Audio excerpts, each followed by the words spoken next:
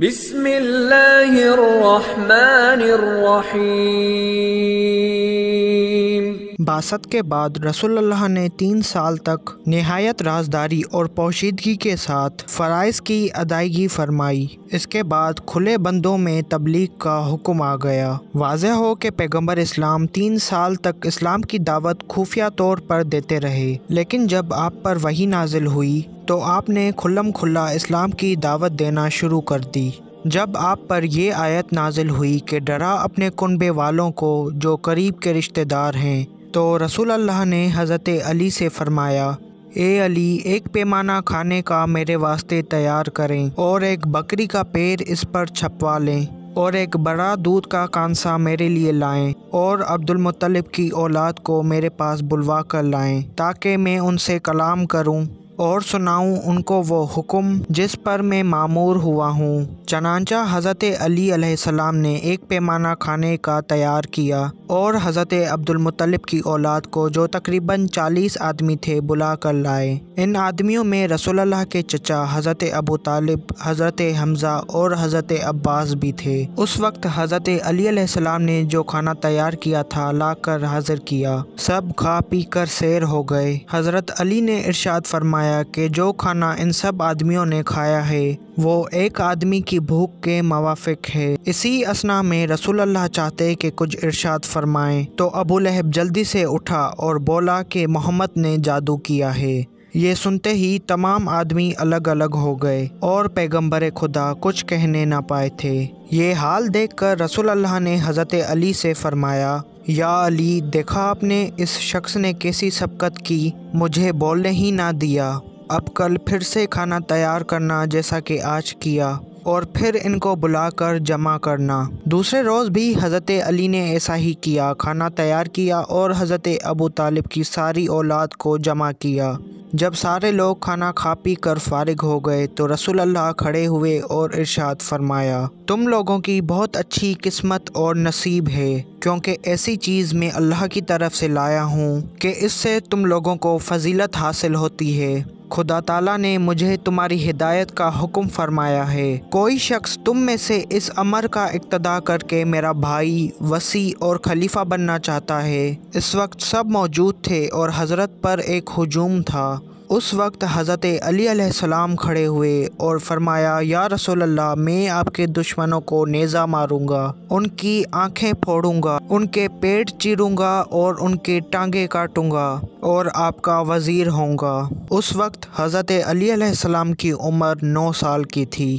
تب حضرت رسول اللہ نے حضرت علی کی بات سن کر ان کی گردن پر اپنا ہاتھ مبارک رکھا اور فرمایا، یہ میرا بھائی ہے، وصی ہے اور خلیفہ ہے، اس کی سنو اور اطاعت قبول کرو۔ یہ سن کر سب قوم کے لوگ طنزیہ ہنسنے لگے اور حضرت ابو طالب سے کہنے لگے کہ اپنے بیٹے کی بات سنو اور ان کا حکم مانو۔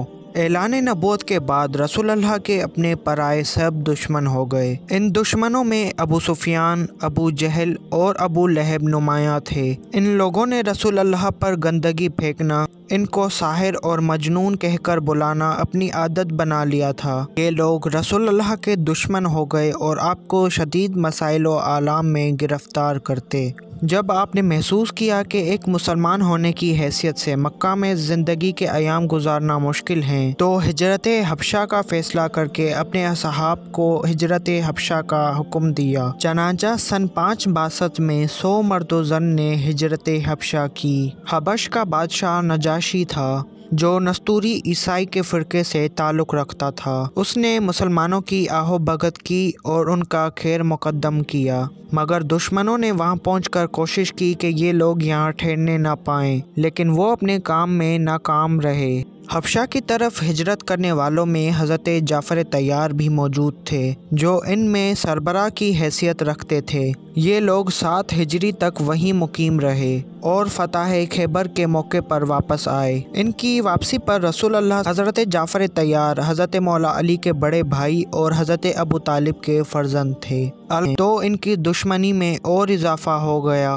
انہوں نے عبداللہ بن امیہ کے ہاتھوں بہت سارے تحفے اور تحائف حبشہ کے بادشاہ کی طرف روانہ کیے۔ عبداللہ بن امیہ اور عمرو عاص حبشہ جا پہنچے और हबशा के बादशाह को मुसलमानों के खिलाफ भड़काते रहे, लेकिन हबशा का बादशाह ना भड़का और मुसलसल मुसलमानों की हिमायत करता रहा। बिलाखिर ये लोग वापस आ गए। जब मुसलमान हबशा की तरफ हिजरत कर गए तो भी रसूलुल्लाह दीन इस्लाम फैलाते रहे और नए नए लोग दीन इस्लाम में दाखिल होते रहे। कफ़ार ने ये देखकर रसूलुल्लाह को और सताना शुरू कर दिया और अबू जहल इब्ने हशाम, शेबा, उतबा बिन रबई, नसर बिन हारिस, आस बिन वाइल और उकबा बिन अबी मुईत एक गिरोह के साथ रसूलुल्लाह के कत्ल पर कमर बांधकर हज़रत अबू तालिब के पास आए और हज़रत अबू तालिब से साफ लफ्ज़ों में कहा कि मोहम्मद ने एक नए मज़हब का आगाज़ किया है और वो हमारे खुदाओं को हमेशा बुरा भला कहता है, लिहाजा मोहम्मद को हमारे हवाले कर दो, हम उन्हें कत्ल करेंगे या फिर आमादाए जंग हो जाओ। हज़रत अबू तालिब ने उस वक्त तो उन्हें टाल दिया और वो लोग वापस चले गए और रसूल करीम अपना काम बराबर करते रहे। लेकिन हज़रत अबू तालिब ने रसूलुल्लाह से सारा वाक़या बयान किया। तब हज़रत रसूलुल्लाह ने फरमाया, ए चचा जान, मैं जो कहता हूँ कहता रहूँगा। मैं किसी की धमकी से मरऊब नहीं हो सकता और ना किसी की लालच में फंस सकता हूँ। अगर मेरे एक हाथ पर चाँद और दूसरे हाथ पर सूरज को रख दिया जाए तब भी मैं तामील खुदावंदी से बाज ना आऊँगा। मैं जो भी करता हूँ खुदा के हुक्म से करता हूँ और वही मेरा मुहाफ़िज़ है। ये सुनकर हज़रत अबू तालिब ने फरमाया, बेटा जो तुम करते हो करते रहो, जब तक मैं ज़िंदा हूँ तुम्हारी तरफ कोई नज़र उठाकर नहीं देख सकता। थोड़े ही अरसे बाद कफ़ार ने हज़रत अबू तालिब से कहा कि तुम अपने भतीजे को हमारे हवाले कर दो कि हम उसे कत्ल कर दें और उसके बदले एक नौजवान हम में से ले लो। ये सुनकर हज़रत अबू तालिब ने फरमाया, तुम बैद अज़ अक्ल बातें करते हो, ये कभी भी नहीं हो सकता। ये कैसे मुमकिन है कि मैं तुम्हारे लड़के की परवरिश करूं और तुम हमारे बेटे को लेकर कत्ल कर दो। ये सुनकर उनके गुस्से में इजाफा हो गया और उनके सीनों में आग भड़क उठी। हज़रत अबू तालिब ने इनके रद्द अमल के बदले में बनी हाशिम से मदद चाही और हज़रत अबू तालिब ने दुश्मनों को कहला भेजा कि रब्बे काबा की कसम, अगर मोहम्मद के पाँव में तुम्हारी तरफ से कांटा भी चुभा तो मैं तुम सबको हलाक कर दूंगा। हज़रत अबू तालिब के इस कहने पर दुश्मनों के दिलों में आग लग गई और वो रसूलुल्लाह के कत्ल पर पूरी तरह से तैयार हो गए। जब हज़रत अबू तालिब ने रसूलुल्लाह की जान को गैर महफूज देखा तो फ़ौरन उन लोगों को लेकर जिन्होंने हिमायत का वादा किया था मुहर्रम 7 बेसत में शेबे अबी तालिब के अंदर चले गए और इसके एतराफ़ को महफूज कर दिया। कफ़ार कुरैश ने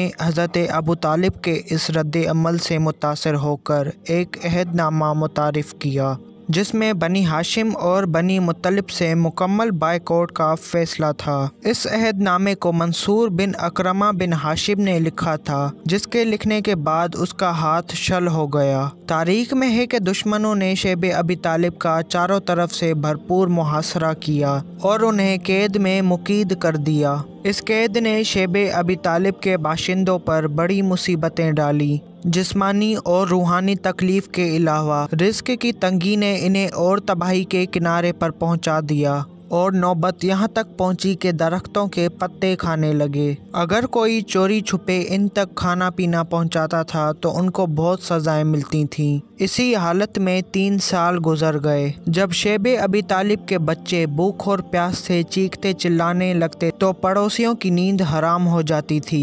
इसी आलम में हुजूर पर वही नाजिल होती रही कि आप रिसालत का काम अंजाम देते रहें। 3 साल के बाद हशाम बिन उमर के दिल में ये ख्याल आया कि हमारे बच्चे खाते पीते और ऐश करते हैं जबकि बनी हाशिम के बच्चे फाका कशी कर रहे हैं, ये ठीक नहीं है। फिर उसने चंद आदमियों के साथ इज्तिमा में ये सवाल उठाया तो अबू जहल और उसकी बीवी उम्मे जमील ने मुखालिफत की। इसी दौरान हज़रत अबू तालिब आ गए और उन्होंने कहा कि मोहम्मद ने बताया है कि तुमने जो अहदनामा लिखा है उसे दीमक खा गई है और कागज़ के उस हिस्से के अलावा जिस पर अल्लाह का नाम है सब कुछ ख़त्म हो गया है। ए कुरैश, बस जुल्म की हद हो चुकी है। तुम अपने अहदनामे को देखो, अगर मोहम्मद का कहना सच हुआ तो इंसाफ करो और अगर झूठ हो तो जो चाहे करो। हज़रत अबू तालिब के कहने पर उस अहदनामे को मंगवाया गया और हज़रत रसूल करीम का कहना सही साबित हुआ, जिसके बाद कुरैश शर्मिंदा हो गए और शैब अबी तालिब का हिसार टूट गया। इसके बाद हशाम बिन उमर और इसके 4 साथी ज़ुहैर बिन अबी उमैया और मुताम बिन अदी शैब अबी तालिब में, और जो लोग इसमें महसूर थे उन्हें अपने घर पहुंचाया गया। इस वाक़या के बाद बहुत सारे काफ़िर मुसलमान हो गए। रसूलुल्लाह हज़रत मोहम्मद मुस्तफ़ा सल्लल्लाहु अलैहि वसल्लम की ज़िंदगी पर मबनी मेरी इस डॉक्यूमेंट्री का चौथा पार्ट था, और आगे भी इसी तरह इंशाअल्लाह मुख्तलिफ़ डॉक्यूमेंट्रीज़ आती रहेंगी। तो अगर आपको मेरा ये काम पसंद आ रहा है तो मेरे चैनल को सब्सक्राइब करें और मेरी वीडियोस को लाइक करें, मुझे सपोर्ट करें। इसी तरह से शहबाज हैदर को दीजिए इजाज़त। अल्लाह हाफ़िज़।